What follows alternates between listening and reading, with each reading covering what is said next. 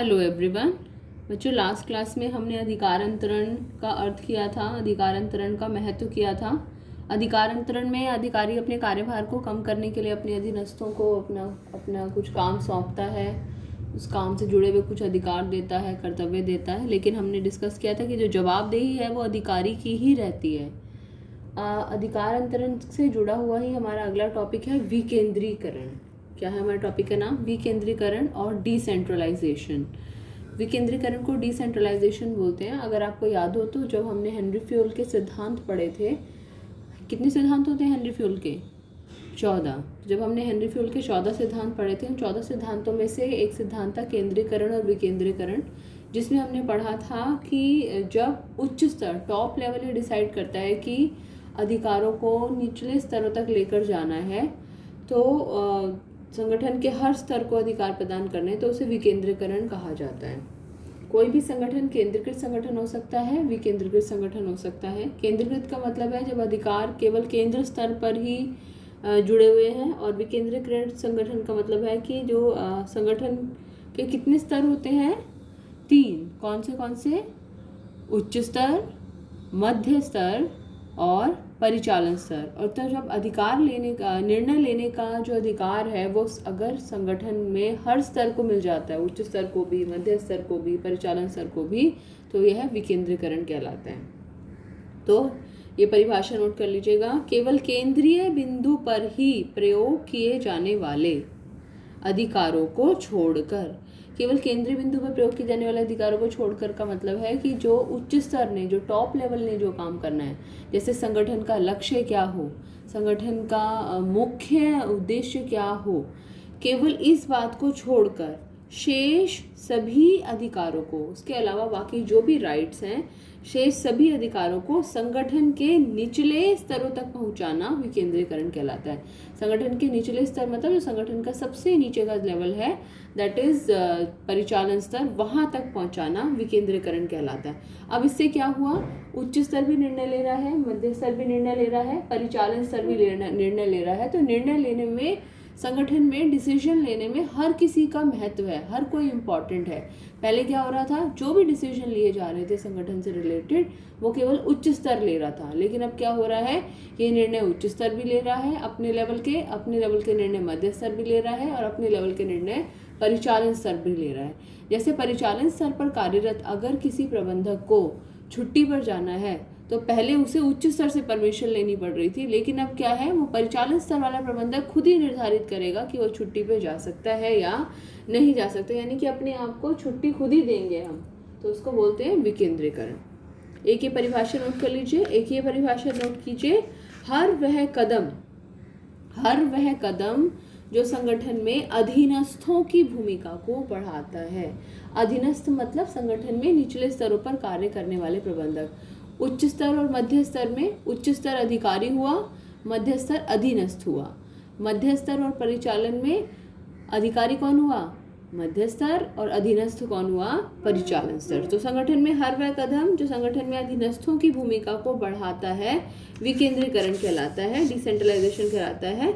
और जब संगठन के हर स्तर पर अधिकार अंतरण हो जाता है, जब संगठन के हर लेवल पर अधिकार अंतरण हो गया, अधिकारी अपने बॉस को काम सौंप दिया, अधिकार सौंप दिए, उत्तरदायित्व सौंप दी, जवाबदेही सौंप दी, तो यह विकेंद्रीकरण कहलाता है।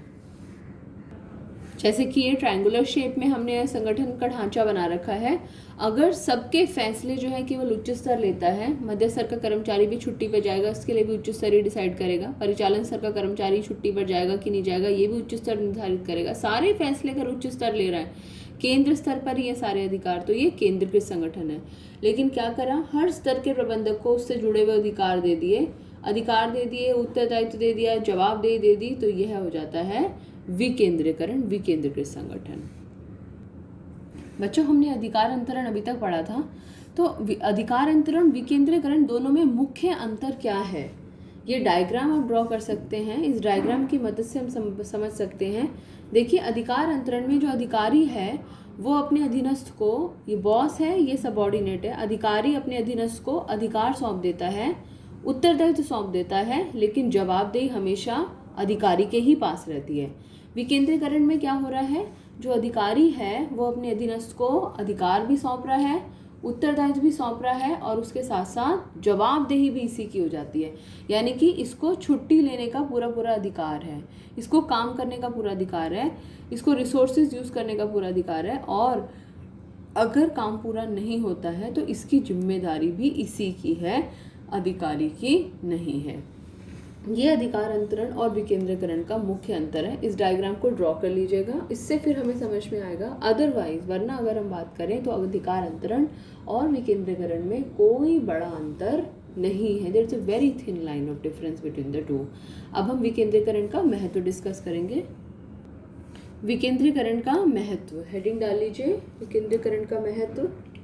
सबसे पहला पॉइंट है अधीनस्थों में पहल भावना का विकास। पहल भावना मतलब कि हर कोई कहता है कि हाँ मैं ये काम करूँगा, मैं ये काम करूँगा, और मन लगाकर अच्छे से वो उस काम को करते हैं।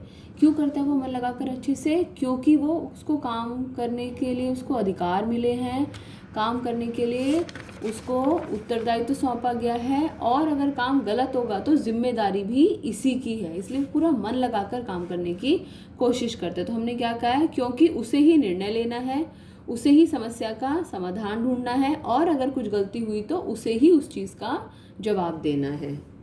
लिख लीजिए पहली हेडिंग, अधीनस्थों में पहल भावना। दूसरा, भविष्य के लिए प्रबंधकीय प्रतिभा का विकास। कैसे?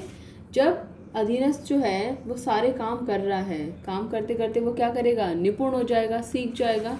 तो हमने यहाँ पर क्या लिखा है कि काम कर करके वो निपुण हो जाता है। प्रबंधकीय प्रतिभा मतलब और हायर लेवल पे मैनेजर बनने के लायक हो गया। कैसे हो गया? क्योंकि वो काम कर करके एक्सपर्ट हो गया, और एक्सपर्ट होने की वजह से वो प्रमोशन के लिए तैयार हो गया। तीसरा, शीघ्र निर्णय। आप एक छोटा सा एग्जाम्पल लीजिए। आपके संगठन में यदि आपको छुट्टी लेनी है, तो आप पहले अपने फॉर एग्ज़ाम्पल क्लास टीचर को बोलते हैं, फिर क्लास टीचर, या फिर आप अपने मॉनिटर को बोलते हैं, फिर मॉनिटर जो है वो क्लास टीचर को बोलता है, और जो क्लास टीचर है वो प्रिंसिपल को ये मैसेज कम्युनिकेट करते हैं कि भाई इस बच्चे को छुट्टी लेनी है। तो अब ऐसे में क्या हुआ, यहाँ पर बहुत ज़्यादा समय लगा, डिसाइड करने में काफ़ी समय लगा। कई बार फर्स्ट पीरियड में बच्चे को पता चल गया कि उसकी तबीयत ख़राब है, लेकिन पहुँचते पहुँचते इसको थर्ड पीरियड या फोर्थ पीरियड भी हो जाता है। अब ऐसे में क्या हो, हर स्टूडेंट को अपनी छुट्टी लेने का अधिकार खुद हो, पहली बात। दूसरा है उसको काम पूरा करने की उसी की जिम्मेदारी हो। तीसरी बात है अगर काम पूरा नहीं हो उसको ही जिम्मेदार ठहराया जाए, और अगर उसने गलत छुट्टी लिया तो इसके लिए भी वो खुद ही जिम्मेदार हो। तो ऐसे में क्या होगा, वो पूरा मन लगाकर ध्यान से उस काम को करेगा। फिर उसको किसी से पूछना नहीं है। जब उसको किसी से पूछना नहीं है तो आपको छुट्टी लेनी है कि नहीं लेनी है, ये डिसीजन आप फटाफट ले सकते हैं, चुटकियों में ले सकते हैं। तो शीघ्र निर्णय का मतलब क्या है, केंद्रीकृत संगठन होता है जहाँ पर सारे निर्णय जो है वो अधिकारी ले रहा है, उच्च स्तर टॉप लेवल ले रहा है। तो ऐसे में निर्णय देर से लिए जाते हैं। लेकिन विकेंद्रीकृत संगठन में क्या है, हर स्तर का प्रबंधक अपने निर्णय खुद लेता है, और जब वो अपने निर्णय खुद लेता है तो वो जल्दी से निर्णय ले सकता है। नेक्स्ट बेनिफिट है हमारा शीर्ष प्रबंध को राहत। बॉस को बेनिफिट होता है। कैसे राहत होता है? क्योंकि वो अपने गैर मुख्य काम जो है अपने अधीनस्थ को सौंप सकता है। जब वो गैर मुख्य काम अपने अधीनस्थ को सौंपता है तो मुख्य कार्य को करने के लिए उसके पास ज़्यादा समय बच जाता है। ये हमने अधिकार अंतरण में भी पढ़ा था। नेक्स्ट पॉइंट, विकास का सरलीकरण। आप देख रहे होंगे इसमें बहुत सारे पॉइंट्स अधिकार अंतरण के महत्व वाले ही हैं। विकास का सरलीकरण क्यों? क्योंकि एक तो अधीनस्थ जो है वो काम कर करके आगे प्रबंधक बनने के लायक हो गया है। दूसरा, हर स्तर पर प्रबंधक मन लगाकर काम कर रहे हैं। हमने फर्स्ट पॉइंट पढ़ा था कि यहाँ पर उसके अंदर पहल क्षमता का विकास होता है। जब मन लगा के सब लोग अपना अपना काम करते हैं तो उत्पादन बढ़ता है, लाभ बढ़ता है, और उस लाभ को हम संगठन के विकास में भी लगा सकते हैं। और लास्ट पॉइंट है हमारा संगठन में श्रेष्ठ नियंत्रण। कैसे? क्योंकि हर विभाग या हर व्यक्ति अपने कार्यों के लिए खुद उत्तरदायी है, खुद जिम्मेदार है। तो उसको ये देखने की जरूरत नहीं पड़ेगी किसी को कि वो गलत काम कर रहा है या सही काम कर रहा है। तो हमने विकेंद्रीकरण के महत्व के 6 पॉइंट्स पढ़े हैं अभी तक।